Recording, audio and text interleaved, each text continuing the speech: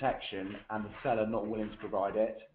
And that's why we've seen a lot of interest from the private equity community here in the UK and in other areas of the world.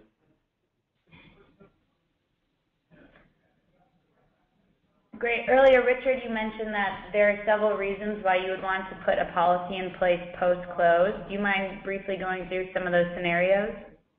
Yeah. So one of for the private equity industry, as Dan alluded to earlier, if you've got a number of transactions which have closed, you face a risk from all of those, and as a fund, that restricts your distribution to investors.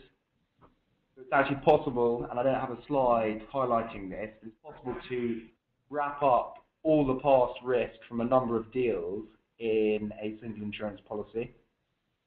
The other reason might be if you are concerned about the covenant of the seller.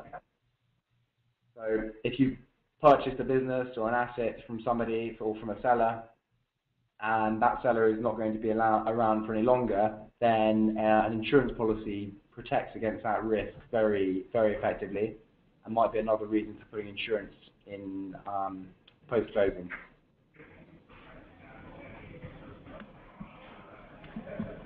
And our final question that we have from the audience, unless anyone wants to submit more right now, is around making a claim on the insurance. So what happens when a buyer or seller makes a claim? Okay, so on a seller policy, just going back to the diagram, the trigger is always a breach of the rep or warranty provided by the seller to the buyer. If it's a seller policy, the buyer is going to sue the seller for breach of contract. So they will seek damages from the seller.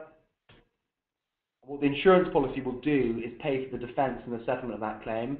So in practice, what this means is the insurer will be advised of the claim as soon as the seller receives it, and then they will sit alongside them. They will reimburse their defence costs.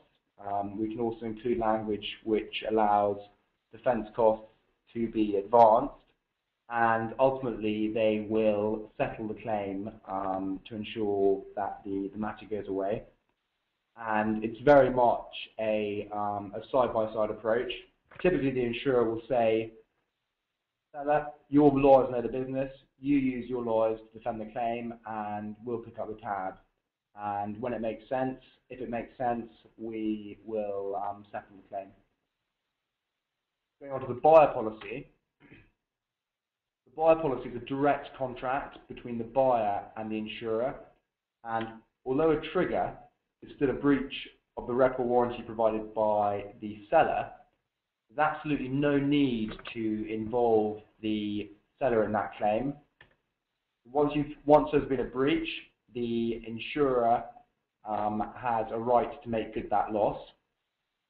What the policy actually says is we, the insurer, will pay you what you're entitled to under the agreement, but we'll ignore the warranty caps or the survival period.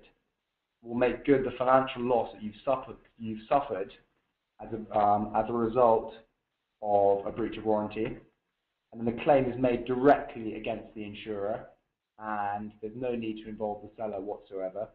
So it's a much easier process and results in a far